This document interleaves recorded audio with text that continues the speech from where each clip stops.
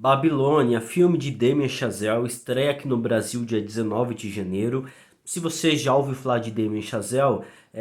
você é sortudo. Caso você não ouviu falar, você precisa assistir os filmes dele. Ele já lançou Whiplash em Busca da Perfeição, La La Land Cantando Estações e também Primeiro Homem. Agora, Damien Chazelle, ele retorna a um cinema bem mais exagerado do que todos os outros três filmes. Ele é um diretor bem prestigiado e não é por acaso. É um grande cineasta, ele consegue entregar mais uma obra-prima. Em Babilônia nós acompanhamos a depravação em Hollywood, os exageros e a busca pela fama, pelo sucesso, pela conquista por meio de diversos personagens que são inspirados em pessoas da vida real. Nós temos no elenco Margot Robbie, Brad Pitt, Diego Calva, Tobey Maguire, Jim Smart, perdão, Lee Jun Lee, Jovan Depo, entre outros. E esses personagens, cada um inspirado em uma história, inspirado em pessoas reais, nós vemos toda a ascensão e também a queda após a transformação do cinema mudo para o cinema falado, por volta dos anos 20, na década de 20. Bem, Babilônia é uma cidade escrita na Bíblia, no qual tem uma tradução chamada Porta de Deus, mas no qual os judeus eles dão como eles dizem que a tradução veio do hebraico, que significa lugar de confusão, e é por meio disso no qual o Damien Chazelle ele faz essa homenagem ao cinema, ao acompanhar a grande confusão que eram a vida desses astros, dessas estrelas que cresceram, seja jornalista, críticos, sejam diretores, produtores, atores e atrizes, na década de 20, antes do cinema falado, e lógico, depois, com a mudança constante dessas vidas, todos os problemas, os percalços que eles acabaram acompanhando, tendo em suas vidas, inclusive o lado horrível de Hollywood. Damien Chazelle, ele não poupa contar essas histórias nesse conto em homenagem à sétima arte. É um filme bem confuso, vocês podem achar bem confuso, mas a estrutura de Babilônia segue mesmo aquela estrutura de teatro, com prólogo nós acompanhamos, o filme começa do nada, a gente acompanha uma baita loucura, e depois que o filme de fato começa, aparece o título Babilônia. O filme ele tem aquela estrutura de teatro, com prólogo e epílogo. Prólogo, né, uma história antes da história de fato começar, e o epílogo uma outra história depois, quando a história já termina. E isso, lógico, sem dar sinais claros. Você vai sentindo conforme a narrativa dessas partes, dessas pelo menos cinco partes. Eu vi muita semelhança, né, um pouco, né, vamos dizer assim, ao próprio Quentin Tarantino. Eu vejo alguma semelhança, umas inspirações, e não sinto que seja apenas, não seja um copia e cola, mas de fato uma inspiração, trazendo essa similaridade esse aspecto do próprio cinema, essa identidade do cinema de Quentin Tarantino, mas lógico, óbvio que acrescentando o seu DNA, o DNA do Damien Chazelle, e ele conta a história desses personagens que tinham seus objetivos, tinham suas metas. Personagem da Margot Robbie, ela já nasceu atriz e ela já nasceu famosa, já nasceu uma artista, e ela quer ser uma atriz, ela quer fazer cinema, ela que é talentosa, ela que se dedica, tem grandes emoções e conquista todo o público. O personagem do Brad Pitt é um grande galão bonito, ele arrebenta o coração de todas as mulheres, fica trocando de mulheres direto, mas ele consegue dar uma excelente interpretação. O personagem do Diego Calva faz tudo, mas que quer trabalhar em Hollywood, ele quer ser um grande diretor de cinema, ele quer ser um dos grandes, não quer mais ficar embaixo, quer estar lá no alto, no ápice, sabe? O personagem do Jovan Depo, que ele é um saxofonista, mas um saxofonista negro, então na época tem diversos tem não só não preconceito, o filme não foca tanto assim nos preconceitos, por mais que há essa passagem, mas as próprias a própria tentativa de se tornar super talentoso, se tornar um astro, se tornar, ficar famoso, ficar por toda a perpetuidade. Enfim, cada um desses personagens com uma história que acabam se ligando conforme a narrativa vai avançando. Logo no começo nós temos a apresentação, desenvolvimento desses personagens e a própria chegada ao ápice, a forma intocável ao poder, ao sucesso, à fama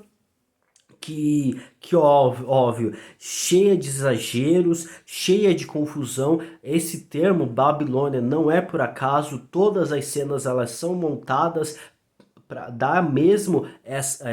a confusão dessas vidas, a confusão de cada um momento, seja em uma festa onde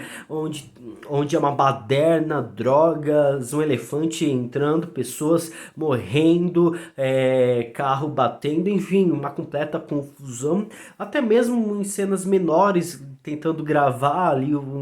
uma cena que é completamente divertida, ou até mesmo em uma cena de uma festa ali que acabam que acabam mexer com uma cobra, tudo vai para o exagero, tudo é espalhafatoso e não é um exagero gratuito. Tem proposta, ele é proposital, ele faz sentido para dentro dessa narrativa que Damien Chazelle traz para dentro do seu filme. Faz um completo sentido para acompanhar essa história. E conforme a chegada do cinema falado, onde a própria indústria do cinema se transforma, é aí que aumenta ainda mais as referências ao cinema. A gente vê cenas, música do cantando na chuva, Singing in the Rain, que é justamente um filme que marcou a época, que faz também essa passagem do cinema mudo para o cinema falado, onde diversos astros, diversos atores e atrizes sofreram com essa mudança, que aí tem essa ligação, né, com os personagens da Margot Robbie, do Brad Pitt, mais especificamente, enfim. E conforme há essa passagem para o cinema falado, onde tudo vira de cabeça para baixo, onde esses personagens não conseguem acompanhar essa transformação do cinema, e assim acaba, não, como já tá tudo no caos, já tá toda a depravação, já está todos os exageros e tudo mais, mas conforme essas pessoas não conseguem acompanhar essa transformação e acabam ficando para trás, acabam ficando de lado, acabam sendo rejeitados, pessoas que estavam com o nome no ápice, como o personagem do Brad Pitt, o personagem da Margot Robbie, agora não estão tentando se desafiar e não estão conseguindo acompanhar essa nova leva, e estão sendo rejeitados, humilhados, o que mais, e assim mostra o lado sombrio do cinema e que é muito bem retratado.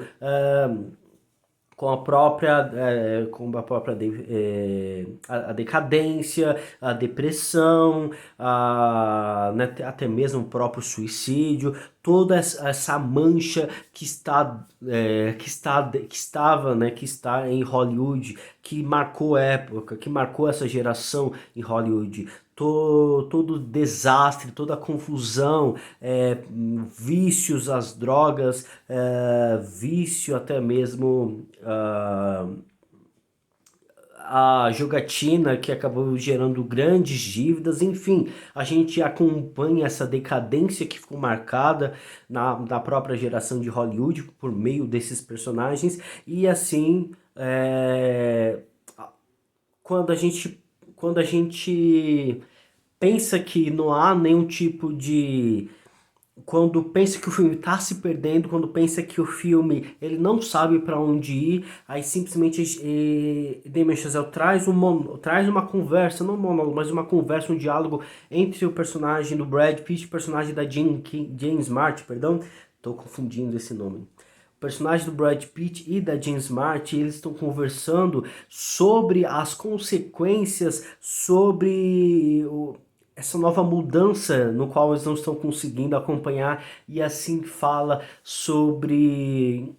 a morte, fala sobre que a morte vem, fala que a decadência vem, fala que não dá para acompanhar, não dá para ficar para a eternidade, que nós somos limitados, melhor dizendo, novas gerações virão e essas gerações vão acompanhar essa nova leva, vão acompanhar o novo cinema, e quando eu morrer, todas as vezes que alguém girar aquela fita, ou seja, todas as vezes em que o filme ele for reproduzido, a sua imagem, ela será a sua imagem, a sua voz, né, o seu rosto será visto por aquelas pessoas, ou seja, como se, por mais que haja até mesmo a decadência, por mais que haja a morte, haja o fim da vida, os seus frutos eles ficarão para os próximos, ficarão para perpetuidade, ficarão para sempre na história, ficarão marcados, e que é algo muito bacana, pois mostra esse lado bom do cinema, né? Mostra o cinema por completo, mostra meio que de forma nua e crua né, nesse conto completamente espalhafatoso, depravado, mas com esse propósito de mostrar o lado bom e o lado ruim de Hollywood, que faz parte da história, faz parte da vida, e que essas obras, o cinema fica para perpetuidade, fica para os próximos, e todas as vezes que, né, que as próximas gerações colocar o filme para reproduzir, vão ver o rosto, vão ver a imagem, vão se lembrar, e aquela figura, aquela pessoa que já morreu, ela meio que ganhará vida, né? Se não me engano, ela fala que ficará entre os anjos, a sua imagem depois que você morrer ficará entre os anjos e os fantasmas, ela retornará ali a lembrança das pessoas para o futuro, ficar ali registrado por meio desses filmes a sua imagem, que é uma grande, que é um grande, que é um que é uma grande lição, que é uma grande lição sobre o próprio cinema, e falar todas as etapas mesmo da própria vida de um artista, vamos dizer assim. E óbvio que o diretor ele não para por aí, ele faz uma grande homenagem, uma grande citação também. Eu citei ali o que parece um pouco o cinema, tenha uma inspiração ao cinema do Quentin Tarantino, mas aqui no finalzinho tem uma ligação direta ao 2001, uma Odisseia do Espaço. Depois, quando o Diego Calva, no futuro, ele e a sua família vão para Hollywood, vão lá para Los Angeles, e ele entra lá numa sala de cinema e ele vê o cinema, vê ali uma reprodução de Cantando na Chuva, com os personagens citados, né? E aí tem aquela própria, essa cena futurista, vamos dizer assim, uma cena, ou melhor, fora de época, uma cena temporal que acompanha o próprio personagem do Diego Calva, e conforme aquela cena de 2001 e cheia de cores, quando a pessoa passa pelo buraco de minhoca, quando o ator, né, o personagem, ela passa pelo buraco de minhoca, vocês lembram? E assim ele traz diversas cores lançadas igual ali em 2001, e depois ele aparece com diversas cenas de filmes famosos que vieram depois da década de 20, que Avatar, caramba, eu lembro bastante do Avatar, porque quando começou a passar, fiquei completamente perplexo, né? Surpreso com imagens de outros filmes dentro desse. Mas enfim, coloca imagens de diversos outros filmes mostrando exatamente o motivo de tudo isso acontecer, o motivo do cinema. Faz essa linda homenagem, bonita homenagem ao cinema, à sétima arte, por mais que haja caos, por mais que haja por mais que haja depravação conforme esses personagens, que é a própria denúncia, uma denúncia, não, uma própria crítica aos eventos ocorridos na Hollywood antiga, na década de 20, antes da década de 20, melhor dizendo, mas como uma própria denúncia, uma própria crítica, melhor dizendo, e com próprio com até mesmo ensinamento sobre o próprio futuro, sobre o motivo de se fazer cinema, que você não faz o cinema para engrandecer o seu ego, conforme a gente vê nitidamente no personagem do Brad Pitt, até mesmo um pouco na personagem da Margot Robbie, do Diego Calva. Você não faz o cinema para você, você não faz para te enriquecer, para você se sentir o maioral, para você ser o espertão, o talentoso, o irresistível, o sedutor, a última bolacha do pacote, enfim, você não faz, acaba não fazendo cinema para isso, para você ser o maioral. O cinema é feito para as pessoas, para os outros. E o cinema vai ficar gravado, a obra vai ficar gravada para a perpetuidade, vai ficar gravada para o futuro, para as pessoas. E eu acho que é uma boa mensagem e uma boa ligação com essa referência da Babilônia em Hollywood, que o Hollywood é de fato uma Babilônia, um lugar de confusão, onde tudo acontece, pessoas morrem e eles dão desculpa de que é apenas a pessoa acabou caindo em uma lança, sendo que a lança caiu sobre ela, pessoa gritando uma com a outra, pessoas desmaiando, pessoas morrendo, é muito engraçado, esses exageros que o filme retrata, pessoas sendo picadas por animais, carros batendo, enfim, o caos instalado em Hollywood. E faz essa ligação, né, de Babilônia em Hollywood. Eu acho que é um bom filme, acho que faltou algo, né? Acho que faltou algo. Não é o melhor filme. Eu acredito que para mim essa temporada de premiação The Fabelmans, filme de Steven Spielberg, seja melhor.